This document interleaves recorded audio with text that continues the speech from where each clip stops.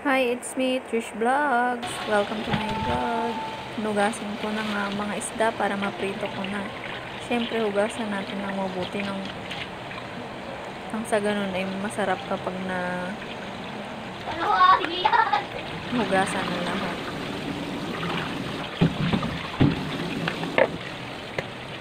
Isa-isa ko nga pala ng hugas dyan para talagang mawala ang langsa ng isda.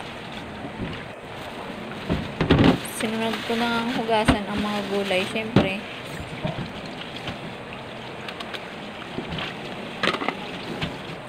hinimay-himay ko na nga dyan para madali na mamayang lulutuin.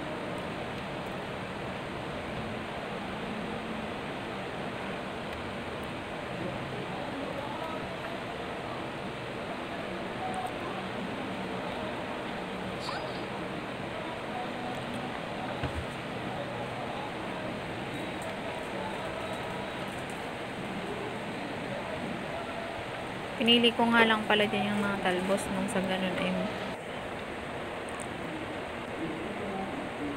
nagpainit na ako ng kawali at nilagyan ko na ng mantika. And then, nilagay ko na ang isda. Then, inalis ko nga pala lang yung mga ulo ng okra para walang matigas. Kapag naluto na, fast forward, nagayat na nga pala ako dyan ng kamatis at sili. Nilagyan ko nga din pala ng toyo. Toyo na may sausawan. Hindi yung toyo na ugali mo. Magkaiba yon, girl. Fast forward, ayan. Ayan na yung next batch ng piniprito ko. Ang natira na nga pala dyan is mga head part of the head ng fish. Ayan, syempre. Binaliktad-baliktad ko na dyan para maganda ang pagkaluto. Hindi hilaw, hindi sunog. Katamtaman lang, syempre. And ayan. Finish na nga pala. And then, sinunod ko na nga pala dyan yung talong. Hiniwa na talong.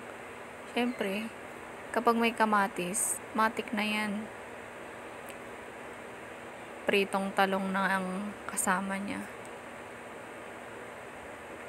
After ko nga pala dyang piniprituhin ng mga talong, guys, sinunod ko na nga po pala dyan yung okra. By the way, ang ginawa ko na nga pala sa okra is ginawa kong pritong okra. Masarap naman siya, guys. Crunchy. After na maluto yung harap, binaliktad ko na nga ang mga sumunod. Nang sa ganun, hindi hilaw, hindi sunog. Tamtaman lang, guys. Ayan. Wow! Grabe talaga. Kapag talo ang niluluto, walang papantay talaga sa sarap ng gulay. Grabe, nakakagutom talaga. Wow! Ayan, hinango ko na nga pala ang mga lutong talong.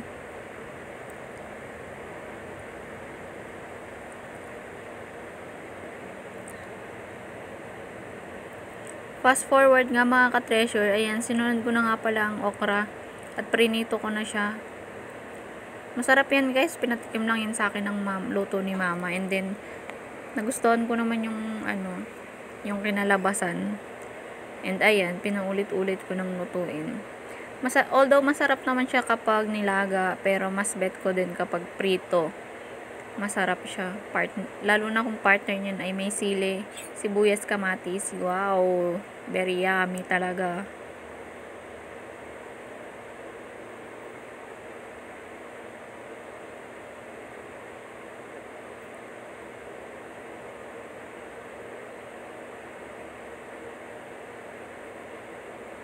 After nyan, hinango ko na nga pala. And then, thank you for watching!